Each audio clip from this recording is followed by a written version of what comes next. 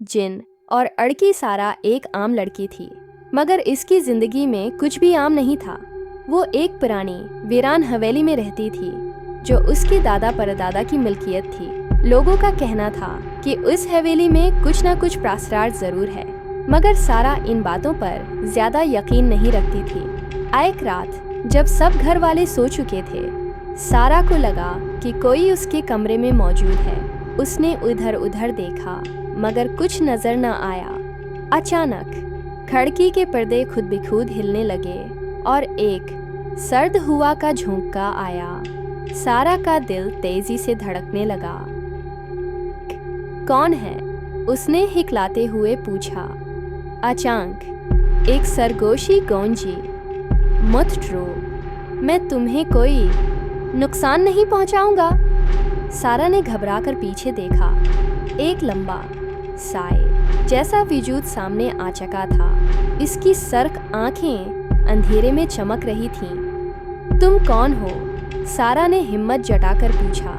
मैं इस हवेली का पिराना बासी हूँ, एक जिन, सदियों से यहाँ कैद हूँ। सारा को अपने कानों पर यकीन न आया। वो कहानियाँ जो वो बचपन में सुनती थी हकीकत बन चुकी थीं। जन ने बताया कि इसे एक जादूगर ने इस हवेली में कैद कर दिया था और वो किसी इंसान की मदद के बगैर आज़ाद नहीं हो सकता था।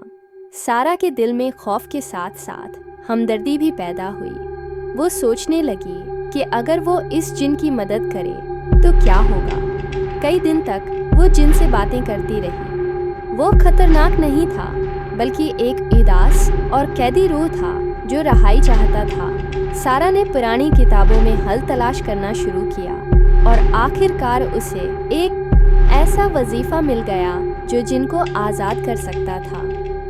एक रात सारा ने हवेली के पिराने सहन में खड़े होकर वो कलमात पढ़े। जैसे ही वो आखिरी अल्फाज बोली, ज़मीन लौज़ने लगी और जिनकी सर्ख आंखों में चमक बढ़ गई। शुक्रिया सारा, यह कहते ही वो एक रोशनी में तब्दील होकर गायब हो गया। अगली सुबह हवेली में एक अजीब सा सुकून था।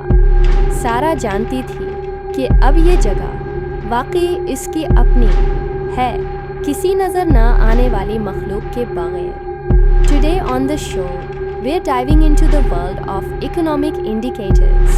These are the numbers that tell us how the economy is doing. Things like GDP, unemployment rates, and consumer confidence. But what do these indicators really mean?